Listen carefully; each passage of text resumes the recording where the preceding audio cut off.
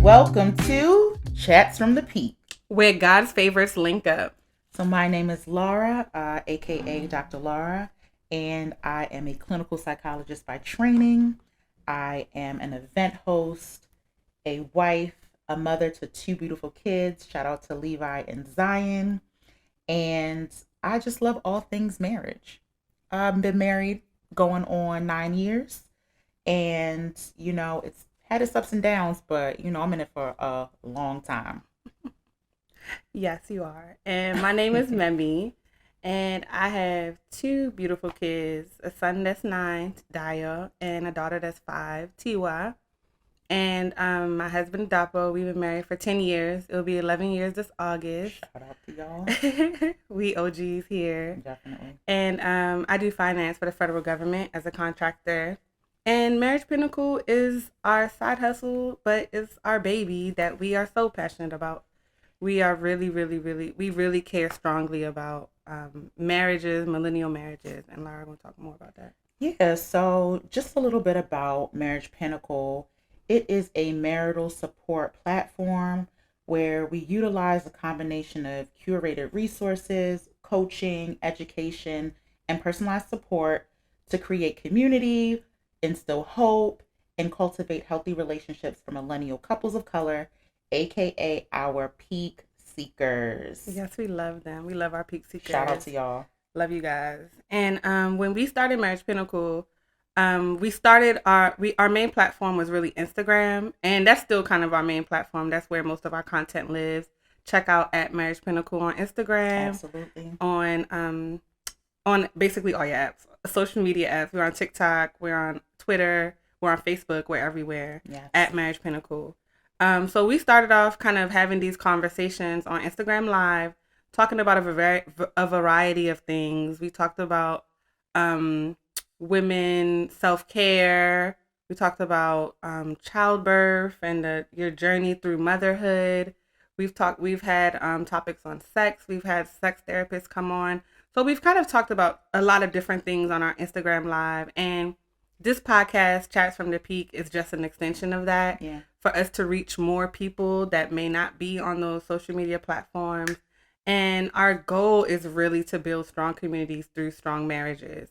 So here we're going to have more of those same conversations about marriage, about sex, about intimacy, communication, pretty much anything you can think of, anything you guys want to hear about. You can always send us a message. You can always reach out to us and also let us know what you guys want to hear about. Absolutely. And so the format, typically you'll hear us kind of talk about something that's going on in pop culture as it relates to relationships. And so that segment's called Internet Chokeholds. We discuss, through our daily scrolls, things related to relationships, love, marriage, and things like that. And so we'll deep dive into that just a little bit. Make sure that we relate it back to relationships, obviously. And then we'll kick off with relationship gems, where we, deep dive even further into an actual topic as it relates to marriage and relationships. And then we have all of these listener stories where our community sends us in letters, and we'll dissect one, kind of give our perspective, and throw away some takeaways. And that's kind of the format of our Chats from the Peak. So in our recent scrolls through the gram, we came across a couple things. And so I love Know For Sure podcast. So that's B. Simone and Megan Brooks podcast. And I was listening to one of their podcasts recently where they had Kadeen Ellis on there. And she was really talking about her and Deval's relationship and how she had to kind of become her own individual even through their relationship. And so for those of you who know the Ellises, they're a really popular couple that really emulate Black love. Mm-hmm. They show the ups, the downs, the struggles, the successes, the wins. And one thing that I really loved that she talked about was that, everybody hasn't seen their struggle, that this is a relationship that's 20 years in the making. Right. They've been together for 20 years. And in that 20 years, she quoted something and I had to write it down because I was like, whoa, that's kind of profound. She said, they had to try and grow as individuals, but loving each other through the process. And so I kind of took that as like they were trying to figure out who they were and what they wanted out of life. And obviously, as you know, Memi, Mm-hmm. that changes, right? All So the maybe the time. things that you wanted when you were dating are not the Mm-hmm. same things that you want when you're actually married, your first year of marriage. And then Yeah. think about it, we're 9 years, 10 years, 11 years in, that looks different. Definitely. I And started so, off my marriage wanting 4 kids. yeah, no, I got 2 hands and 2 kids. And now I'm done at 2. You can't pay Hello. me. Hello. Done at 2. Exactly. Shop So yeah, closed. that's actually a good point. So like, Yeah. before you have kids, you're like, oh, house, white picket fence, Mm-hmm. and 4 kids. And after you have your first, and after you have your second, you like, okay, I'm good. Yeah. I'm okay here. Yeah. But then how can you kind of still be considerate of the other person, Mm-hmm. loving all aspects of them as they change? Because maybe, the things that maybe my husband wanted when we first started, dating are Mm-hmm. not the same things he wanted. And Right.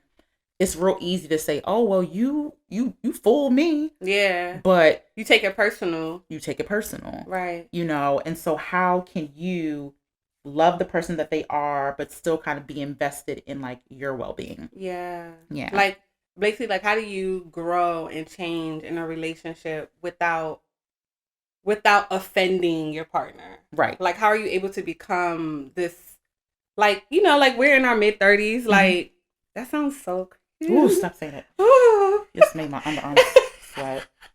Ooh, mid-30s is crazy. Hallelujah. But mid-30s pushing late 30s. I'm not claiming that right now. I am By God's grace, we keep mid-30s. aging with grace. No, aging like fine wine. Aging like Simple. fine wine, but But it's crazy. Let's not focus on the age. So I don't know if you saw Candy. Like Candy just turned the age she turned, because I'm not going to say, because she literally said stop mentioning my age. Oh, really? But she said, stop mentioning my age. She's like, I know how old I am. Stop reminding me, and stop reminding like, I the don't know. people It's how just, old I am. It's just something about it, because it's like, wait, I still feel every bit of 20. Well, my knees don't. But My knees absolutely. my do knees not. don't. But Yeah. inside, I Yeah. still feel 24. I still feel 25. Yeah, agreed. So to know that I'm like way past that is Yeah. such It's a insane. mind F. Like, it's crazy. It's insane. But sorry to take off topic. My bad. It's all good. But just this idea of like being okay with who you are. And then sometimes that requires us to kind of, take a backseat sometimes, because like, in their relationship, both of them are successful, Yeah. but I know that she kind of mentioned like Deval took off, Yes, and yes. he Started acting. Yeah. and so sometimes it's like, okay, well, am I okay maybe putting my dreams on pause Mhm. so that my partner can shine, or whatever the case may be. I mean, and she had 4 sons. So Yes, she naturally, did. Yes, she that's did. going to slow you down as a woman, right? And that's Mhm. something that we as women experience even in all different types of careers. Like, Correct.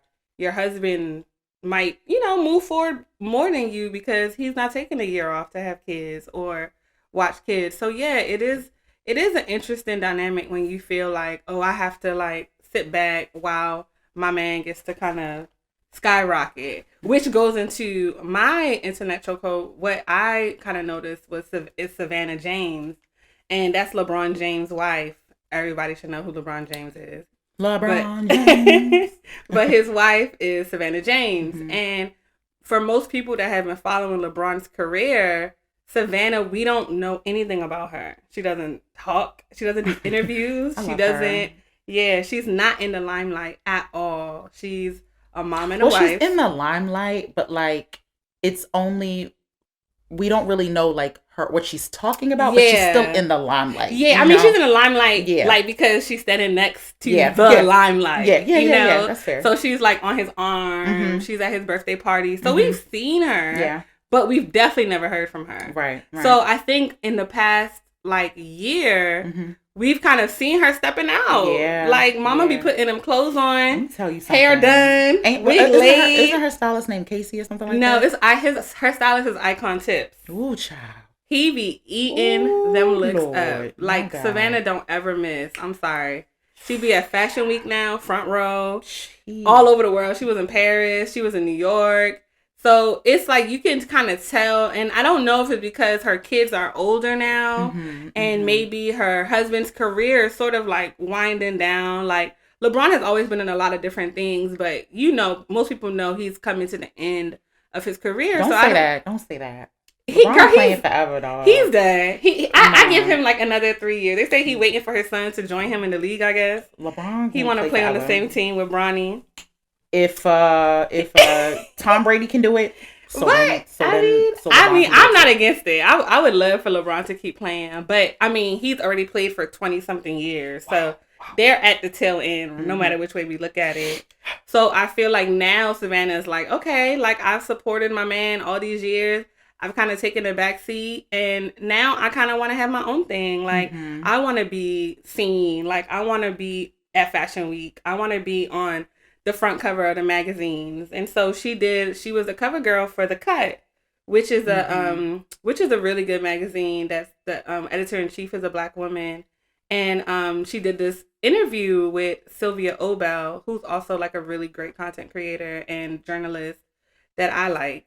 And she talked about like how much she had to sacrifice for her family. She talked about what it was like just supporting her husband throughout his career. And she really, really loved the role of being a mom. I love that. And she really walked into that mom role and really owned it. And when I read through the article, it didn't really sound like she had any regrets. I mean, we could be for real, like, her husband's a billionaire. So. Yeah, I mean, there are levels because it's definitely levels. There's levels. So there's absolutely kind of like levels. Why would you have any regrets? Yeah. Like, you basically supported him, and he's so like respectful of her. No, he holds her to the he highest puts her on a regard, platform. like, and I love that. And I just feel like that's just, I don't know, like I feel like that's such a good example of that dynamic of like that my wife stays home. But if anybody wants to know how I'm able to do what I do, it's because my wife stays at home. Yeah. I really, really love that. You know, because you don't always see that. Sometimes the wife is taken for granted. Sometimes the wife doesn't feel appreciated. Yeah. And we don't know, of course, we don't know the inner workings of their marriage. We don't know what they've been through. We don't know what they've experienced. But now to us, what we see, like when he broke the record of all-time leading scorer, he mentioned Savannah like every time there was a microphone in his face. He talked about her and his mother and his kids. Like he really, really values them. And I think that's such a beautiful dynamic. And at least a beautiful dynamic that they portray to us. Yes. Like I want to be very clear. Like when we talk about these internet people and these celebrities, we do not know what goes on in their house. Workings. We do not know. Right. We're just all talking we know, based off we all know. See. All we know is what we share, and we're trying to just take gems from what we see, that we can utilize in our own lives, or even to help anybody that might be listening. Yeah. So I just thought it was really beautiful how she said that.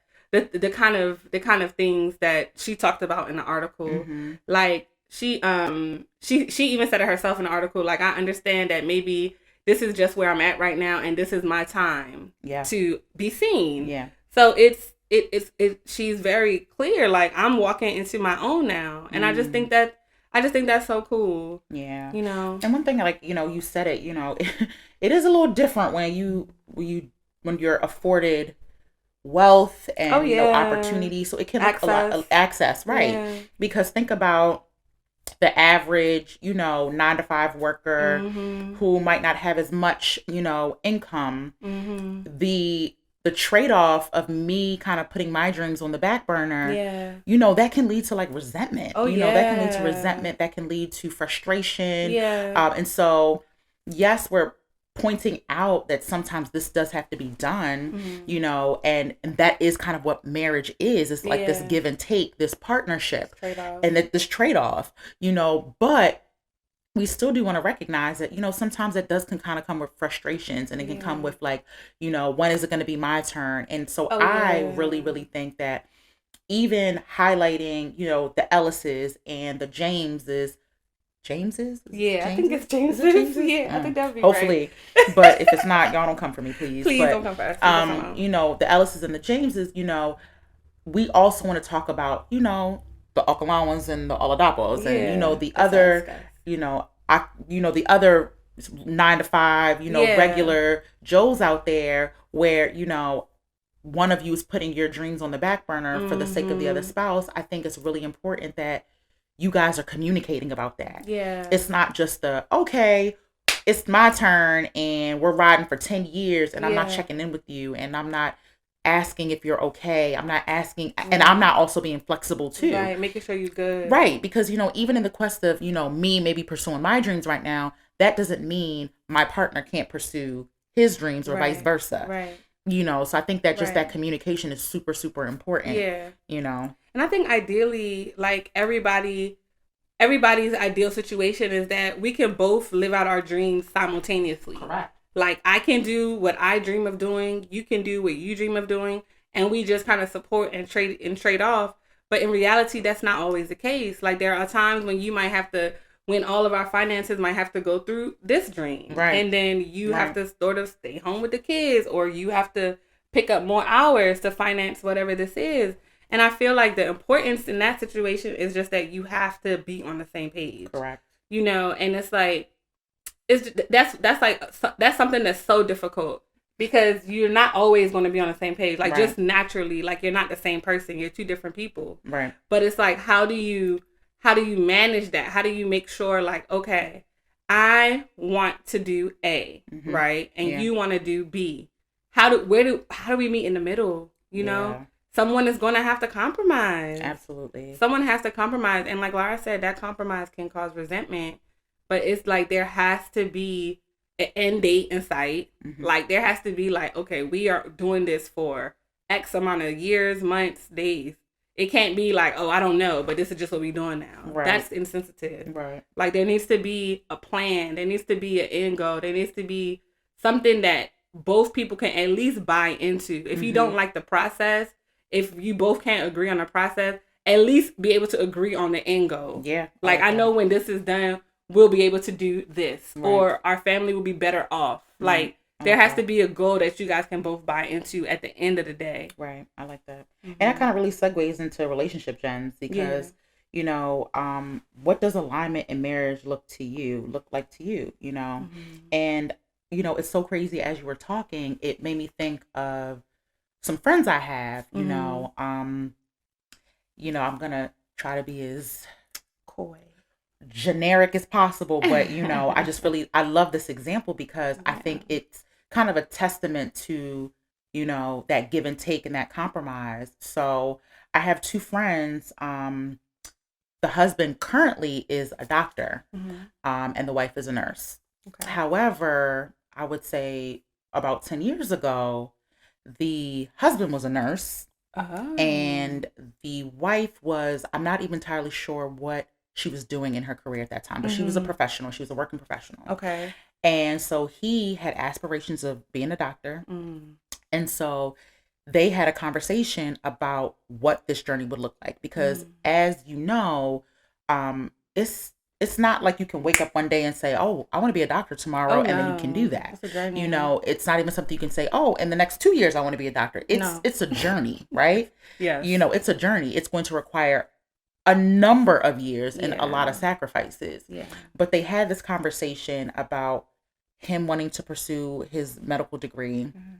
And so what they decided was, because as a nurse, he was working, and we know nurses can make a great income. Yeah. So what they decided was that she was going to become a nurse. Okay. First. Okay. So that would help sustain the family. Okay. While he went to medical school and obviously wouldn't be able to work. Yeah. And then she would help provide for the family while he got his medical degree. And then obviously the end goal would be that he becomes a doctor, and then obviously he would be able to provide for the family. And she obviously would still have her nursing degree. Yeah. And she could still be working as well. I love that. And I just remember just talking to him one day, and I was just like, that is sacrifice That on is both of sacrifice. their parts, right? Yeah. You know, because she was working in a career obviously that was sustaining her, Yeah. but because of the end goal that they both had in mind, Yeah. they had to be aligned in their Yeah. vision I for what love their that. family looked like. Yeah, I love that.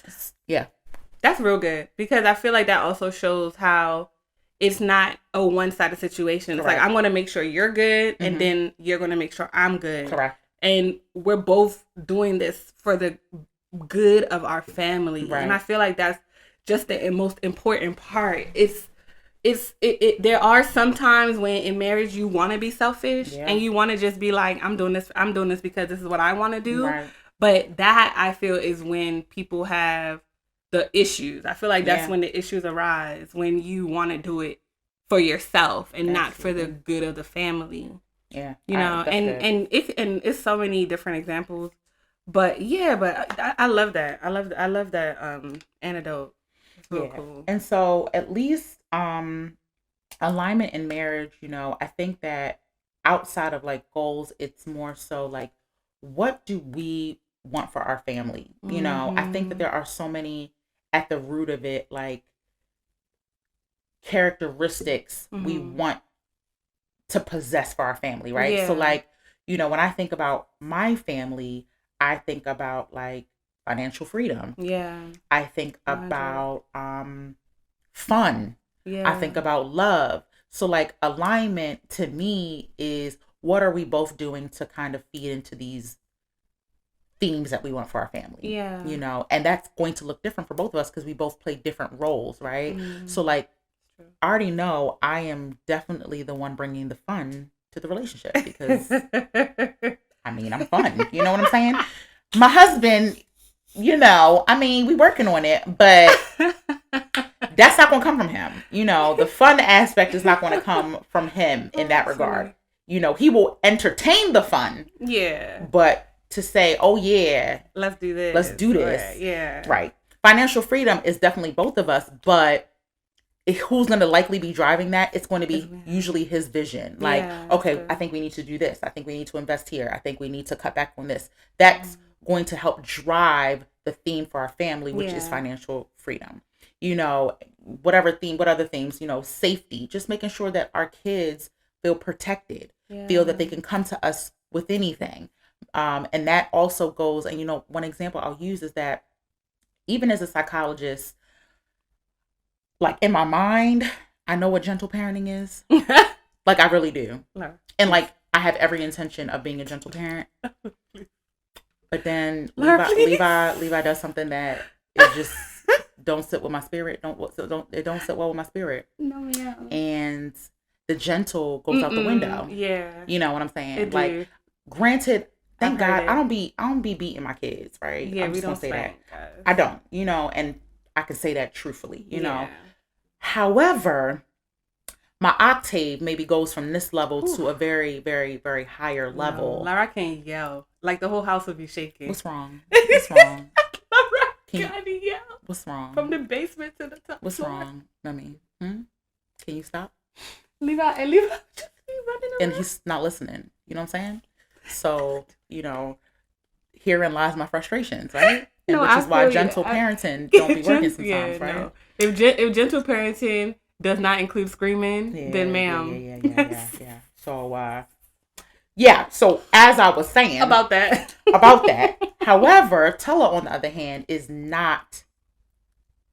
I'm not gonna say he can raise his voice a little bit, but what I take from him and like what I think helps provide that like level of safety is that even in his frustration, he can kind of take a deep breath and be like, all right, Levi, you know, why did you do that? You know, didn't I tell you over and over? And so that helps me. Yeah. That helps me to like, all right, Lara, you got to chill. Tone it down. Mm-hmm. You got to stop yelling.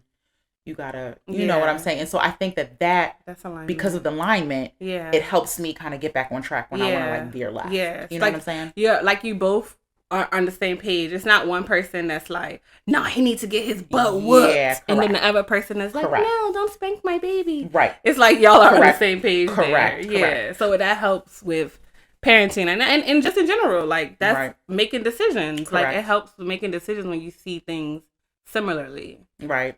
And it's interesting because that was a conversation that me and Tella had when we were dating. That like, I asked, I was like, oh, do you, because we are both Nigerian, Oh yeah. Nigerian. We are first generation Nigerian Americans, and our parents absolutely believed in not sparing the rod.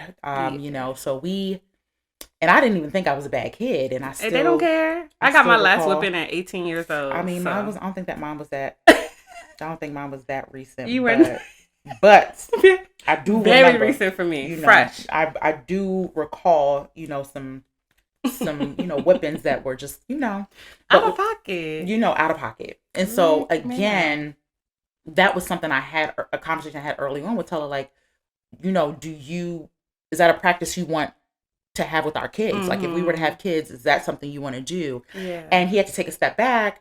And I remember even when Levi was born, because when we were dating, he said, no, I don't have to, I don't have to beat my kids. Yeah.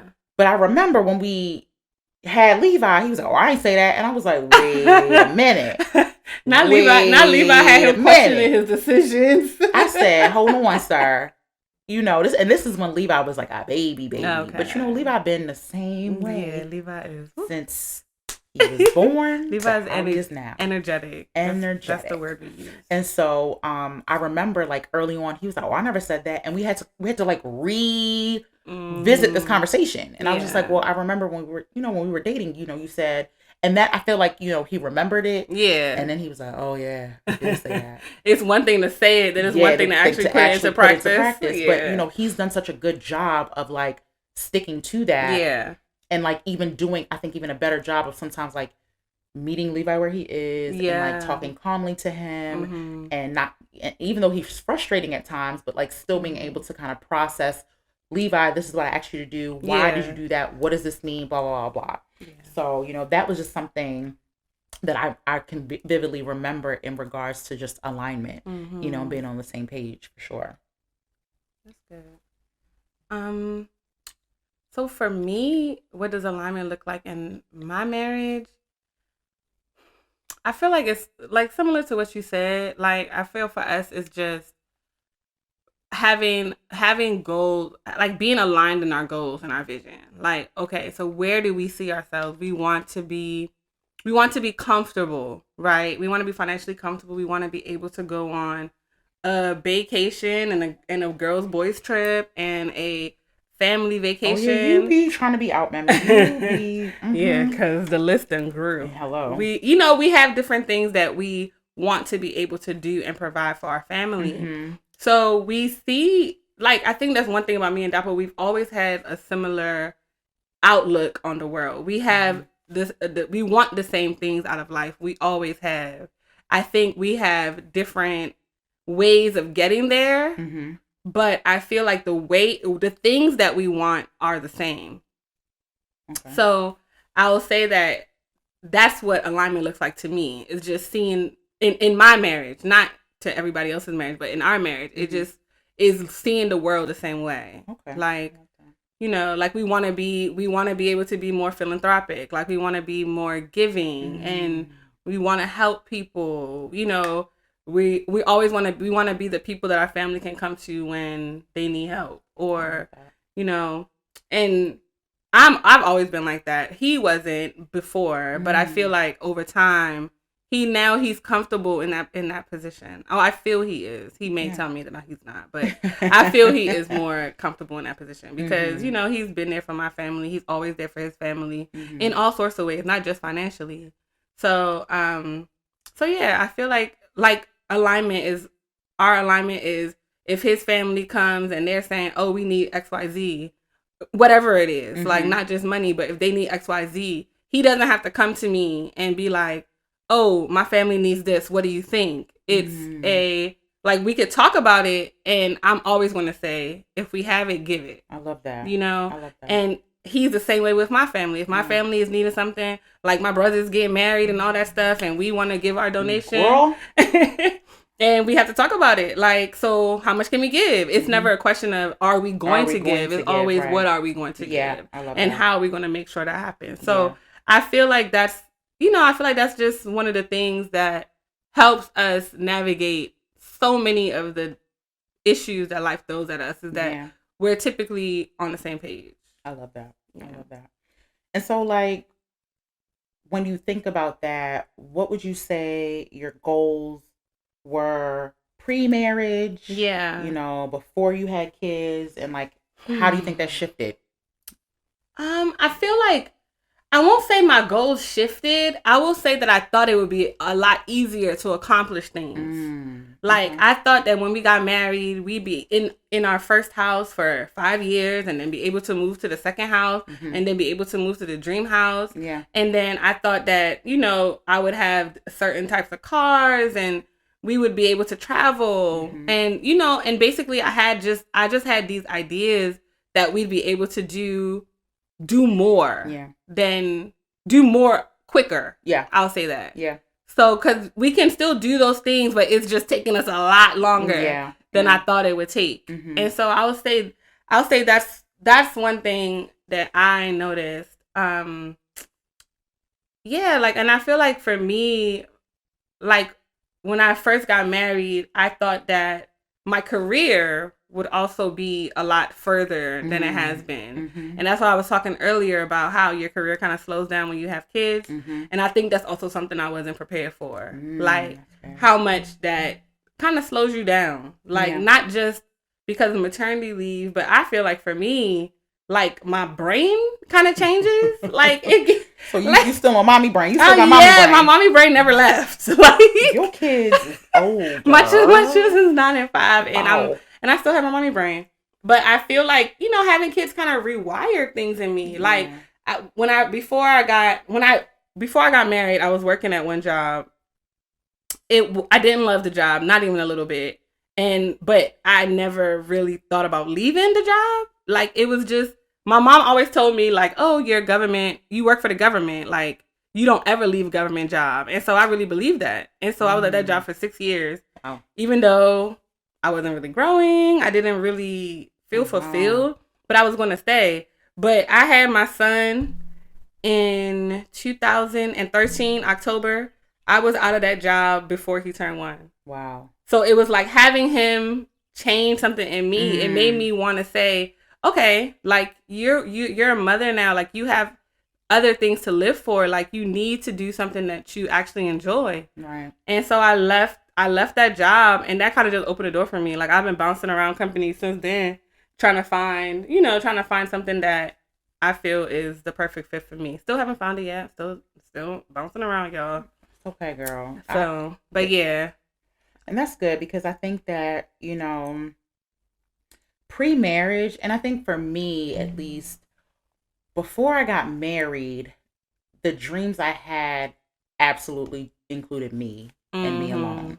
So I wasn't thinking about another person in my plans. My plans were like, oh, I'm going to move here and I'm going to live in the city for X amount of years and I'm going to do this. And if I want to move here, I'm going to move. And, you know, that was just my dream. It was not like a Sex in the City type of thing, but I just felt like I was going to be, because I just thought about New York. Like, I always told myself, I was like, I'm going to live in New York. Really? Like, yeah. Like, I'm going to at least do it before I get married. Like, do I want to live and do I want to raise a family in New York? No. But I was like, pre-marriage, I want to live a fast-paced life, not have a car, which is absolutely not me, because I love being able to know when I'm going to get somewhere on my own. That would have been so interesting, though, if you had your New York era. Yeah, that's what I'm saying. So I felt like I felt like I was going to have a New York era. Yeah. I was going to live my best life and then settle down, have kids, have a house, white picket fence with a garage / driveway and a backyard. Now you got all that, honey. I mean,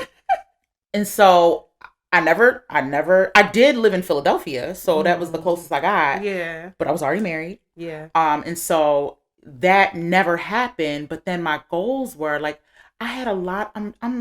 Some may say that I can be dramatic a little bit. I don't know where they get that from, but what's funny? Lara, please. Honestly, please stop. Please stop what?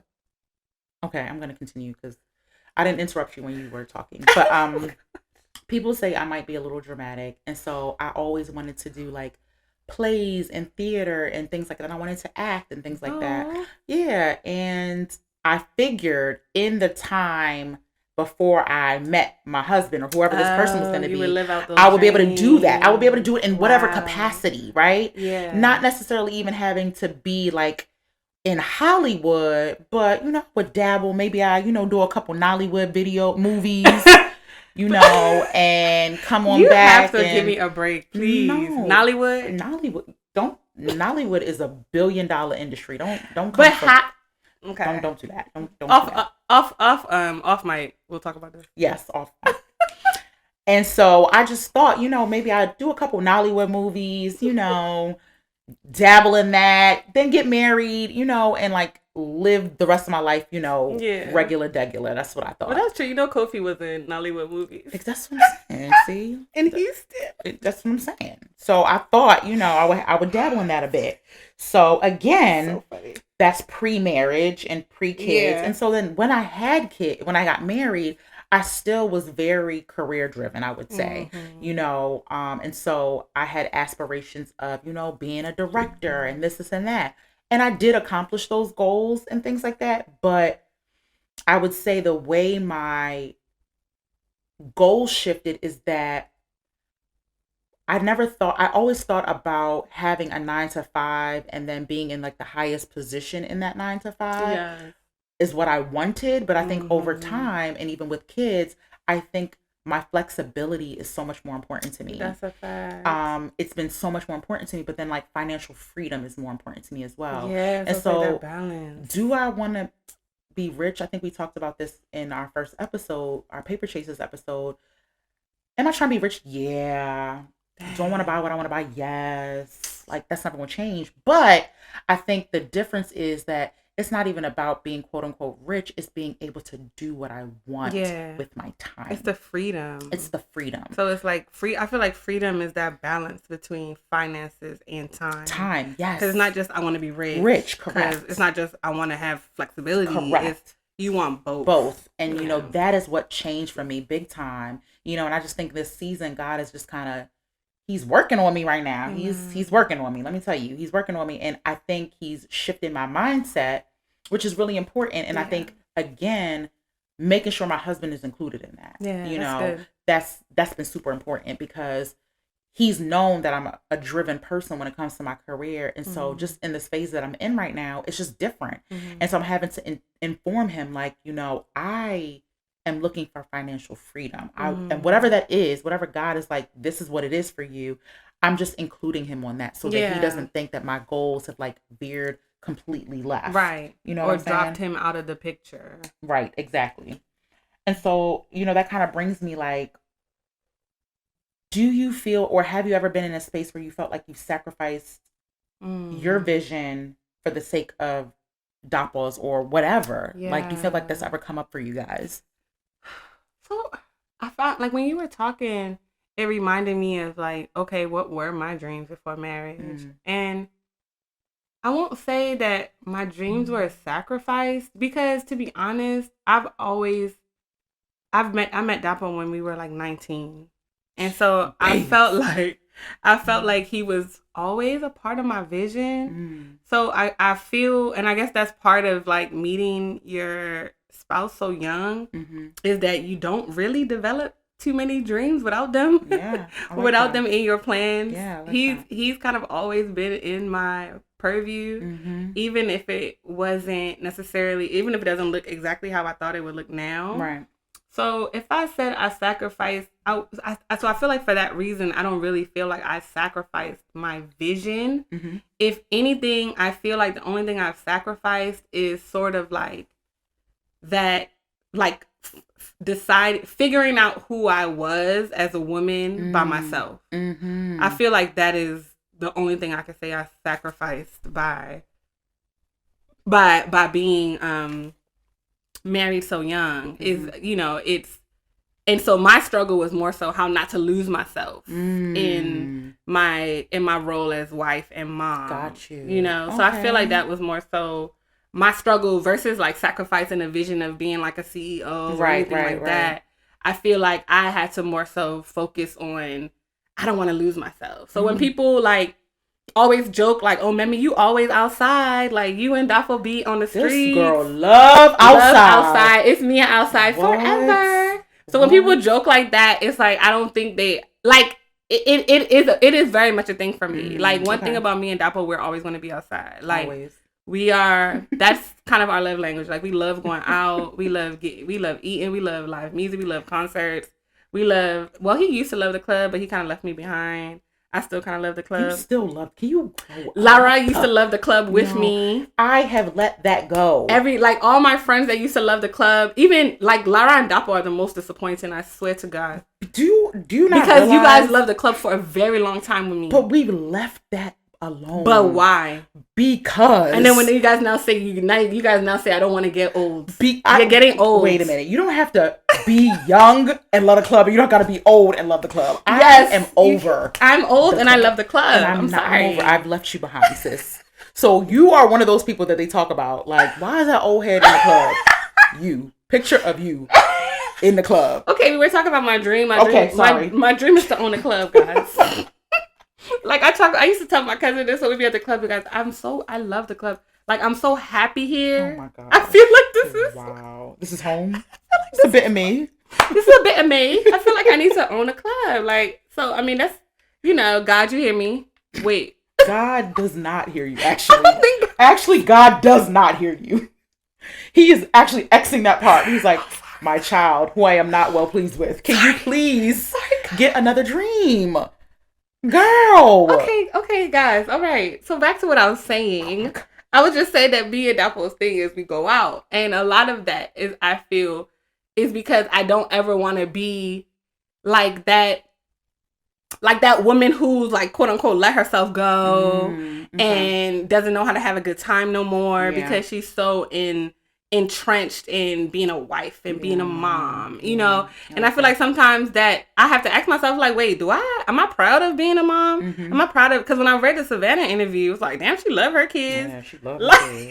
Wow. And I love my kids too, but I feel like I have tried to sort of distance myself from like, oh, Memi the mother, or Temi Dayon Tiwalaya's mother, right, and Dapo's wife, right, and I always wanted to maintain like Memi. It's like I'm Memi first, like before I'm anything else, I'm Memi, and and I feel like I do that in sort of like a rebellious way because it's so easy for me to just sort of like warp into this person that is. That you can't really strip apart from those other things. And to be honest, that's what we saw too. Like our parents, our moms 100% became, like literally our moms, when they had kids, they no longer were addressed by their names. They became Mama Lara, Mommy Memi. Like yes, that's literally their names changed and it became Mama Lara and Mama Memi. Even their husbands will call them Mama Memi. It's so crazy. It's very cultural for us. It's cultural, absolutely. So it's like you literally drop that identity and pick up the identity of mom and wife. Right. And it was like, I just felt, and you're right, I saw my mom. I saw that happen to my mom. I saw my mom kind of like not really have any friends. Like my mom always told me that I was her best friend. Like, I don't have any friends. You're my only friend. You're my best friend. And it's like...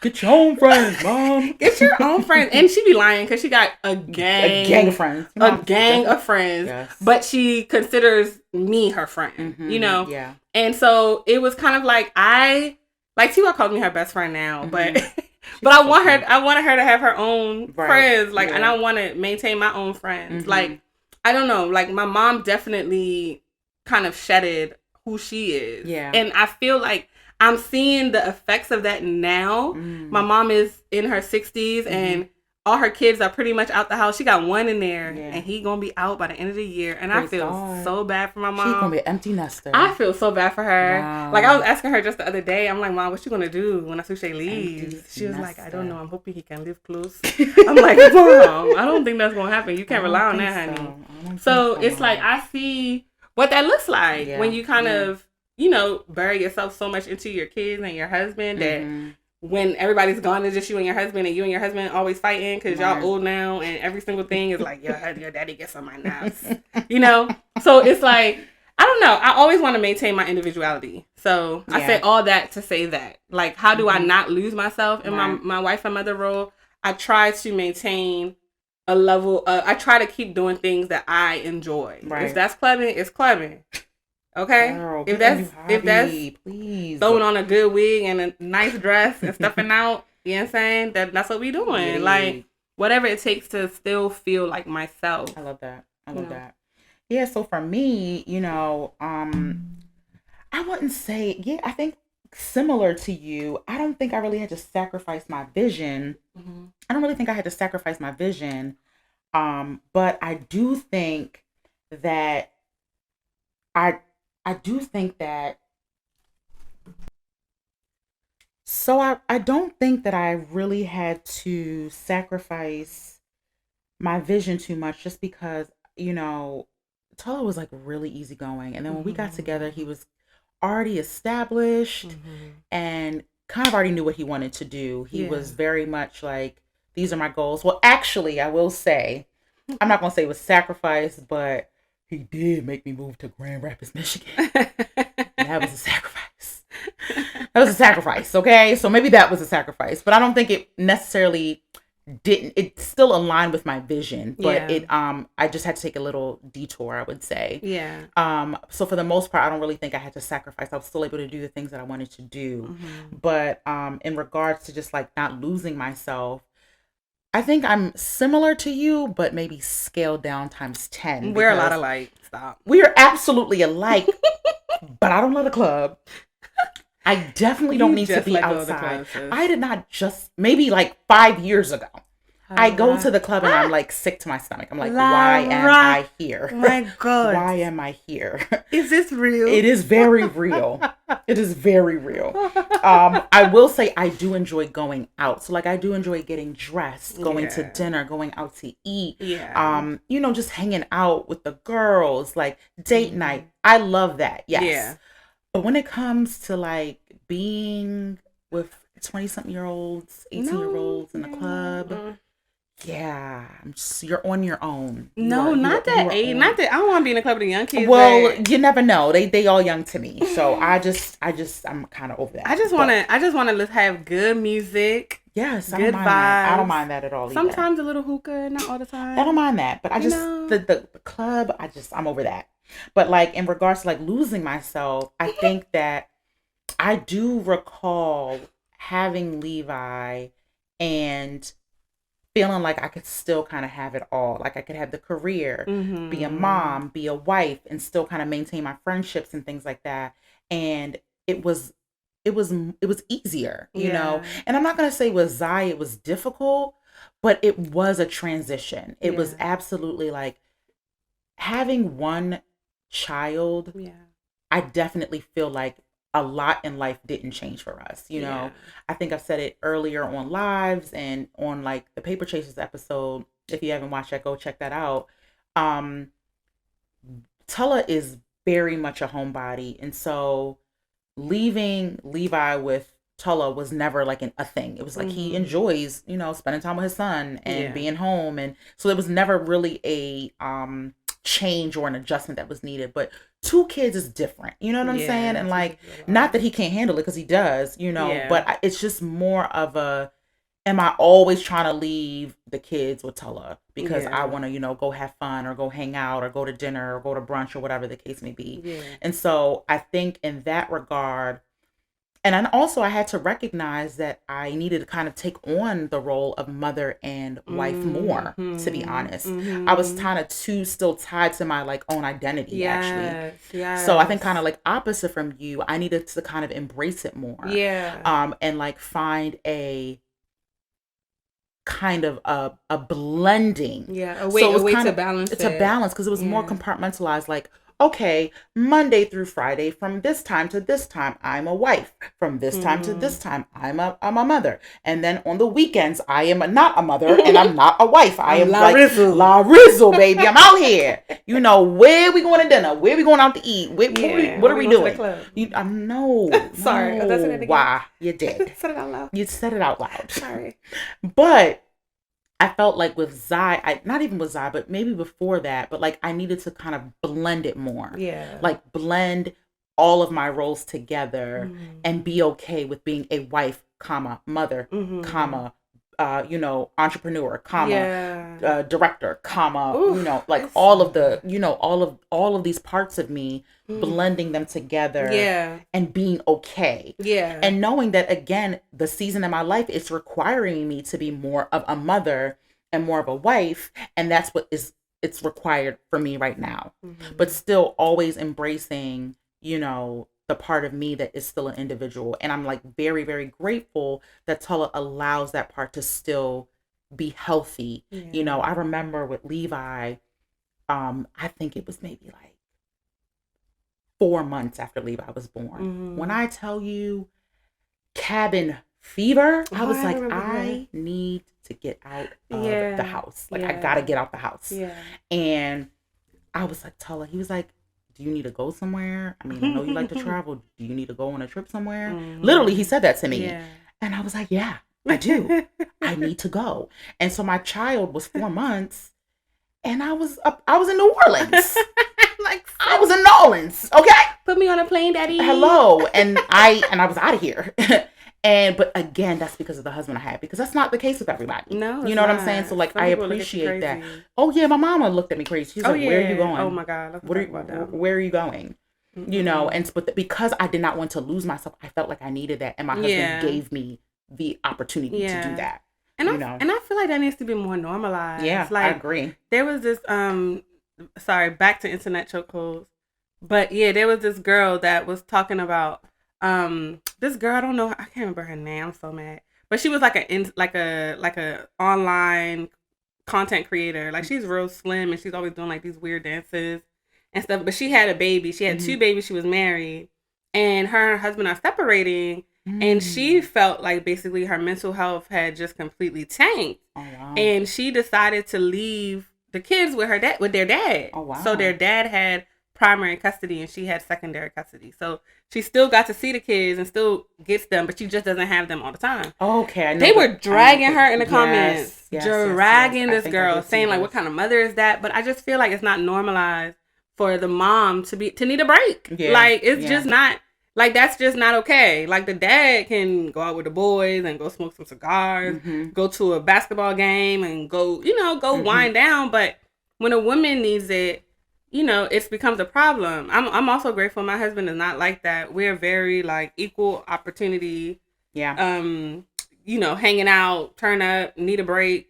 Like, we're very down the middle with that. Yeah. But there are people out there who it's a problem. Like, yeah. And it doesn't help that, unfortunately, our society, like the superwoman complex, is absolutely a thing where it is perpetuated for a woman to feel like they have to take on this role, be, the end all be all, even at their detriment. So that's like a prime example. We did an IG live about this, and that's a prime example of, even in mental health crises, and when you're verbalizing that you are not okay and that you did this because I'm not okay. So I'm giving the other person that helped me bring these kids into this world, I am giving responsibility to that person, not a stranger. Yeah.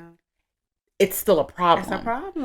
And that's the unfortunate part about our society, and unfortunately African and African American women, where it is frowned upon to need support and like not be able to always have it together. It is. And I applaud her, because I do recall seeing this as well. I don't remember her name either, but I do recall seeing it. I applaud her for living her truth. Yeah. Because at the end of the day, this could be a different story, and God forbid we could be seeing that, she's in a hospital or she killed herself because she wasn't able to maintain and manage. Yeah. And it's like, why would you expect a mother that's going through a mental health kind of breakdown to mother children? Like, that's not the best environment for the kids. We gotta do what's the best for the kids. Absolutely. So if the dad is in a better mental health state or in a better position in general, and he's willing to take them kids. Like, it shouldn't be so frowned upon. That's crazy. And I know kids need their mom, kids need their dads just as much. Yeah, so absolutely. I feel like, and I do feel like our generation is a little bit more, like, dads are more hands-on these days. Like, I definitely feel like our husbands and like my friends' husbands that are dads are a lot more hands-on. Agreed. Than our dads were. Yeah, for sure. I think that that's a great, segue, just some takeaways from this relationship gems segment, Mm-hmm. that we do need to prioritize ourselves Yeah. and take the time necessary to make sure that you're good, Yeah. checking in with yourself and self-care. And it's not even about like the day-to-day self-care, but it's really taking an assessment of like where you are Mm-hmm. and how you're feeling and things like that. And that's priority. And then Yeah. also just making sure that there's support on all sides. So are you and your partner good? Mm-hmm. Checking in and really, understanding that right now, this is the season we're in. Yes. It's cyclical. Like marriage is not just going to be like a straight line. For No. those of you who are married, Never. for those of you in relationships, that it's ups, downs, sideways, Oh my God. spins, Backwards. backwards, Mm. all of that. And so understanding that things can be cyclical and things can ebb and flow, Yeah. but constantly checking in with one another. Yeah. Like, okay, these are the goals, this is our vision. Are we still on the same page? Are we still on the same page? Right. And then like, just making sure you and along those lines, like the goal setting, right? Yeah. Are you communicating your goals? Like things change. Mm-hmm. The people that we are today might not be Be. who we are in a couple years just Yeah. based on circumstances and situations. So Mm-hmm. as you're goal setting and as you're laying the vision down for your family, making sure you're communicating that you're still aligned in those goals. Yeah. Yeah. That's good. Yeah. And I think that's good. Especially I just wanted to touch on the cyclical part. Like we talked about basically feeling like you if you're in a marriage and you feel like you're taking the back seat Mm-hmm. now, that it won't always be that That's way. good. That's Right? good. Like it won't always be that way because of the cyclical nature. Eventually you will be able to take a step into the forefront. Yeah. Kind of like how we talked about Savannah and Yeah. Kadeen. Like Yeah. they started off their career supporting their husband, Mm-hmm. and now they're coming into their I own. love it. They're sort of walking into who they want to be, doing things they want to do. So I feel like those are great examples to look at if you feel like you're in a similar season in your life, Yeah. whether you're the husband or the wife or the man or the woman in the relationship. You feel like, oh, I'm not being able to do what I want to do because I'm supporting my man or I'm supporting my woman. Eventually, it should feel like you will eventually have your turn. Yeah. I love that. I love Yeah. that. And so this next little segment, the Okay. people wanna The know. people wanna So we love know. you gonna always sing an R&B song. You always gonna sing an R&B song. For So we like everything. love our peak seekers. You guys hold us down, for Yeah. our marriage platform, going on. Whoa, we're going on 2 years. Are we? Yeah, next week. We're going on Oh, 2 years. And so our yeah, baby. we're Oh we're yeah, growing up. especially the same age as Yeah, yep, I. yep. Shout out to Oh Zai turning yes, hi 2. Zai. But That's so cute. our peak seekers send us in questions and letters and stories and things, and like we're finally at a place where we can utilize some of this stuff and actually Yes. share. So one of our peak seekers sent us in a letter that really kind of hits on this topic that we're talking about. So you want me to read it? Yeah. Go Okay. ahead. All right. Hello, Marriage Pinnacle. Your page has really been helping me get through some confusing periods in my marriage. Today, I'm writing to get your advice on a challenging decision presenting itself in my marriage right now. I'm a graduating medical student who has recently matched to my dream residency. Oh, shout out to you. Congrats. Congrats. It's a This is, big deal. yeah, it definitely is. This is definitely a cause for celebration and pride for being the first doctor in my family. I am Mm. excited for this new chapter, except for one little detail. This dream residency of mine is in a very rural town in middle America. Oh, God Is it bless. Grand Rapids, Michigan? Sorry, I digress. Um, Flashbacks. I've been married, girl. I've been married for 2 years, and my wife and I currently live in a large metro city where she works as a social worker for a prison. She loves her job and the city. Our issue is that she is really not looking forward to moving to this small town for a number of reasons, which I understand wholeheartedly. Yet I feel that if it should be okay to make this sacrifice for the greater benefit of our marriage. She is worried she won't find a job that she likes as much since she since her job is not very remote. Yes. I feel like since cost of living will be less, we can survive on my residency salary. She wants to still work because, again, she loves her job. She suggested we live apart. And even if I wanted to consider that, our families are totally against that. Everyone thinks living apart is a bad idea so early on in our marriage. I'm completely torn and don't know what to do. Part of me doesn't want her to sacrifice what she's passionate about. Part of me doesn't want her to sacrifice what she's passionate about to support my passion and career aspirations. But on the other hand, I feel it's just temporary. And when I'm done with residency, we can pick a city that we will both love or even move back to where we live now. This has caused so much turmoil between us. What do you ladies think we should do? What would you want if you were what would you want if you were So we're us used to. two? Yeah. Signed, Doctor Stuck Between a Rock and a Hard Place. Oh, Wow. that is hard. That's tough. That is hard. That's really tough. So a couple of things. I can relate to this. I was gonna say, Lara, Yeah, I I feel like you can have experience relate to this. here. Yeah, actually, pretty similarly.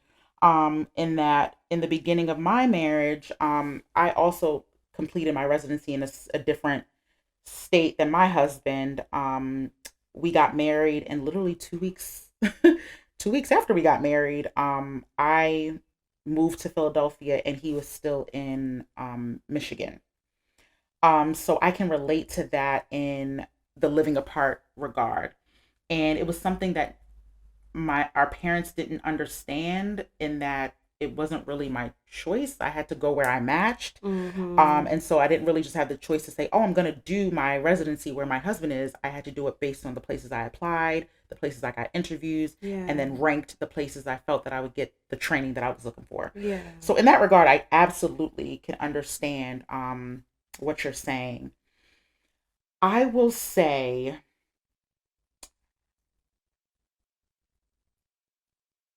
hmm, I need to take my time with this. Is it the worst thing to live apart?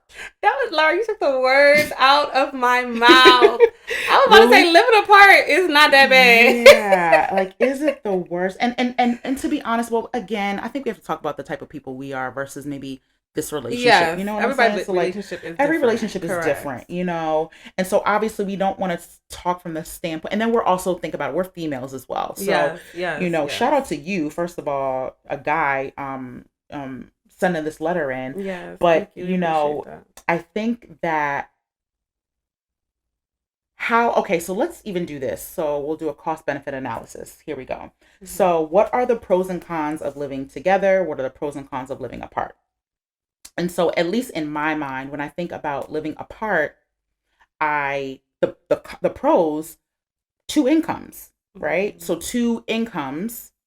Because you were saying, I think you mentioned that it was okay if she couldn't find work, that you guys could live off of your residency Yeah, like basically she salary, wouldn't have to so work she wouldn't if she have to work, right? moved to. But two things. So she loves the job that she currently has. You guys could still maintain. You would still maintain two incomes, Mm-hmm. and then benefits also.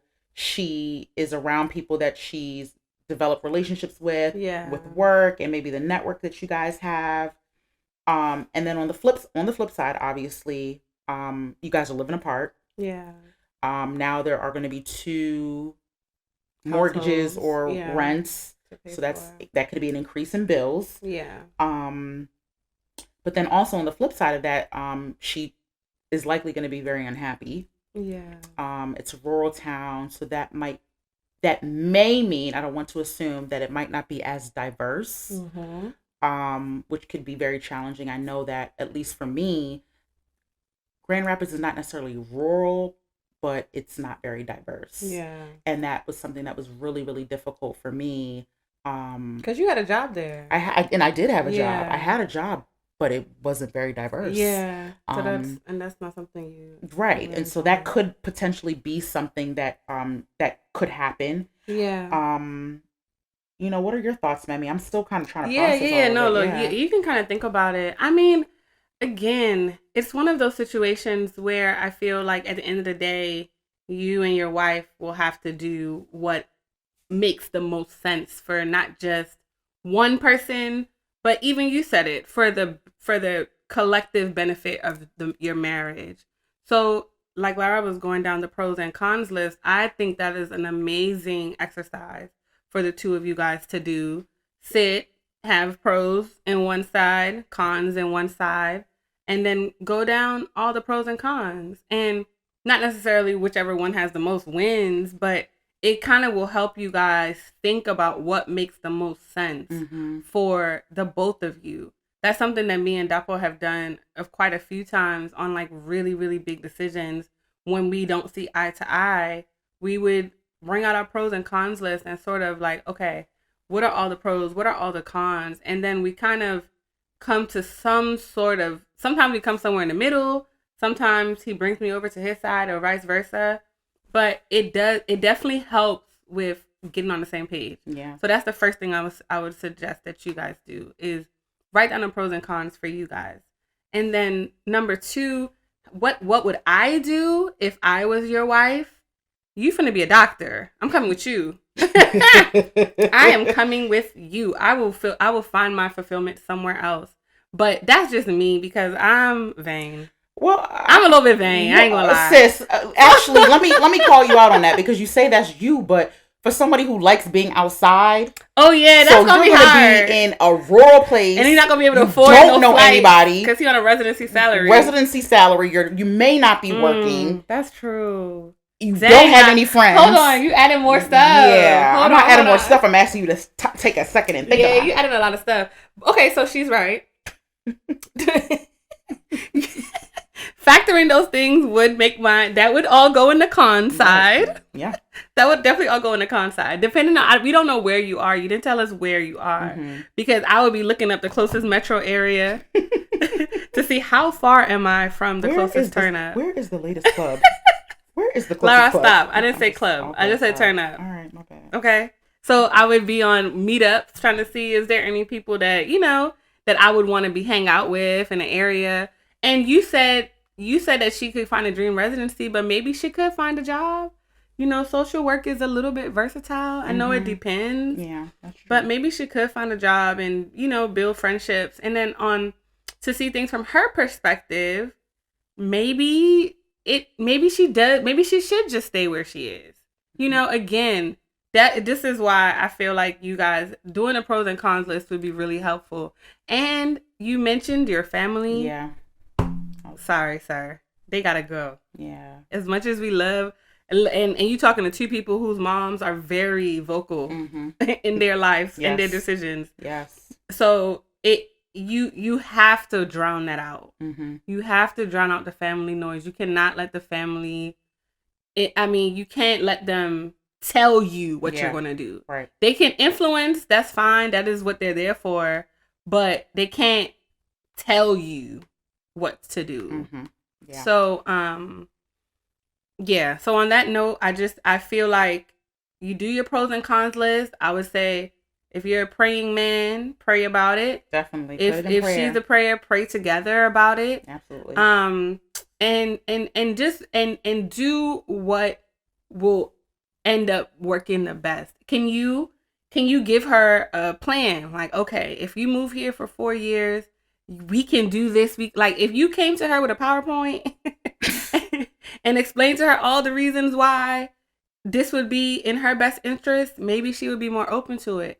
And maybe she can come to you with a plan and tell you, these are all the reasons why I need to stay in this metro area. And maybe you could be more open to it.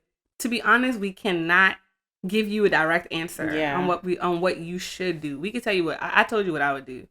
Sans, my turn up area. But I would make that sacrifice for 4 years. For however long your residency is. Yeah, I just being in that situation and living apart, it was it was necessary for us to do at the time. It's what we Yes. had to do, and that's what we And did. how long were you in Grand Rapids? I was in Philly for almost 3 years. Oh, wow. So we lived apart for almost 3 years, and then we moved to Grand Rapids for 11 months, and then we moved back to the DMV. When I say this girl was not playing, Nah, this girl was not playing about leaving that place. Wow. So she actually did the living apart thing, and they survived. Yeah. So it's not the end of the world. Y'all could do it. Yeah, it's very possible. So we are hoping the best for you, Dr. Hard Rock Cafe, stuck between a rock and a hard place. Let us know what ends up happening. We're rooting for you guys. We're praying for you guys. But as we wrap up, we just want to make sure that you guys are aligned in your goals. Yes. You are continuing to communicate. And then you're not losing yourself. You're not losing yourself. You're maintaining, you are able to blend all versions of yourself and maintaining that and communicating that with your partner. Yeah. So important. So we want to thank you guys for listening to this episode. Thank you. We want to make sure that you follow us on all social media outlets. So that's at Marriage Pinnacle. Check out our website at www.marriagepinnacle.com. Join our email list so you'll know when we're dropping new content, new episodes. And we want to make sure that you move in love, walk in purpose, and illuminate the world. Love you guys. Bye.